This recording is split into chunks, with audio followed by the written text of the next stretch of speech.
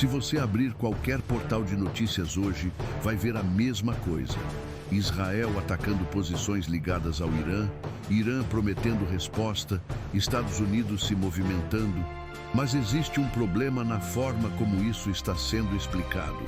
Porque tratar esse conflito como algo recente é ignorar completamente as camadas históricas, ideológicas e religiosas que construíram essa tensão. Isso não começou ontem e definitivamente não vai terminar tão cedo. Para entender o que está acontecendo hoje, a gente precisa reconstruir essa história do zero. A maioria das análises simplifica isso como Israel versus Irã. Mas isso é uma redução extremamente pobre. O que está em jogo aqui envolve disputa por hegemonia regional, controle de rotas estratégicas, influência religiosa, guerra indireta através de milícias e uma disputa ideológica profunda entre modelos de mundo. E quando você junta tudo isso, você percebe que não é só um conflito, é um sistema de conflito. Vamos organizar isso cronologicamente. Na antiguidade, a Pérsia atual, Irã, não era inimiga de Israel, muito pelo contrário. O Império Persa foi responsável por derrotar a Babilônia, permitir o retorno dos judeus à sua terra, financiar a reconstrução de Jerusalém. Isso não é opinião, isso é registro histórico. Ou seja, o Irã já foi essencial para a sobrevivência de Israel. Agora corta para o século XX. Até 1979, Irã e Israel mantinham relações diplomáticas e cooperação estratégica. Sim, eles eram aliados modernos. Então, a pergunta real não é por que eles se odeiam. A pergunta é, em que momento isso virou uma rivalidade estrutural? A resposta está na Revolução Iraniana. Antes de 1979, o Irã era governado pelo Shah alinhado ao Ocidente. Depois da Revolução, o país se transforma em uma república islâmica baseada no xiismo político. E aqui entra um ponto crucial. O novo regime iraniano não vê Israel apenas como um adversário político, mas como uma entidade ilegítima. Israel passa a ser chamado de regime sionista e sua existência passa a ser rejeitada como princípio ideológico. Ou seja, o conflito deixa de ser diplomático e passa a ser existencial. O Irã raramente confronta Israel diretamente. A estratégia é muito mais sofisticada. Ele opera através de uma rede de influência.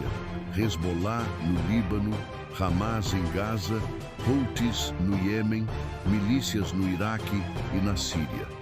Isso permite ao Irã atacar sem assumir diretamente, pressionar Israel em múltiplas frentes, manter conflito constante sem guerra total.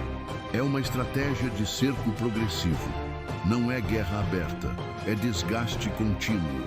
Agora entra o fator que muda completamente o jogo: Estados Unidos. Israel é o principal aliado americano no Oriente Médio. Enquanto isso, o Irã é visto como um dos maiores adversários estratégicos dos Hezbollah. Isso cria uma dinâmica perigosa. Qualquer escalada entre Irã e Israel tem potencial de puxar os Estados Unidos para dentro.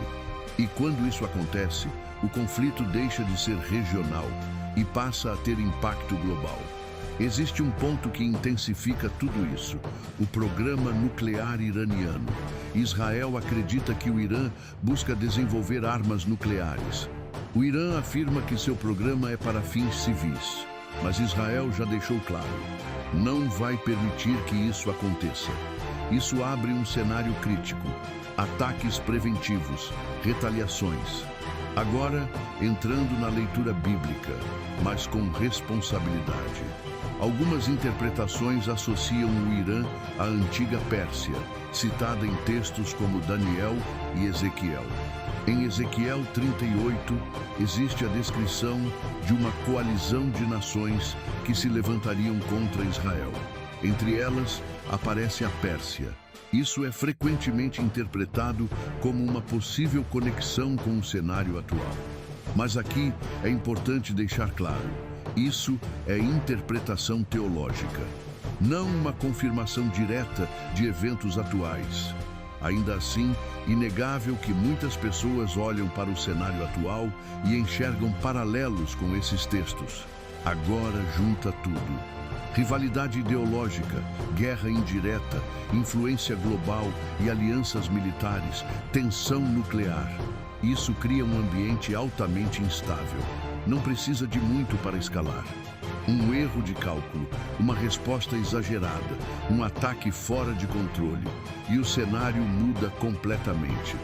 O ponto não é prever o futuro, o ponto é entender o presente com clareza. Porque quando você entende as camadas desse conflito, você percebe que isso não é um evento isolado. É o resultado de décadas e até séculos de construção. E talvez a pergunta mais importante não seja: isso vai virar uma guerra maior?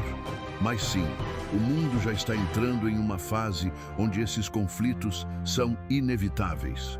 Se você curte esse tipo de análise mais profunda, sem simplificação, deixa o like e comenta aqui. Você acha que isso ainda é um conflito controlado? Ou já saiu do controle há muito tempo?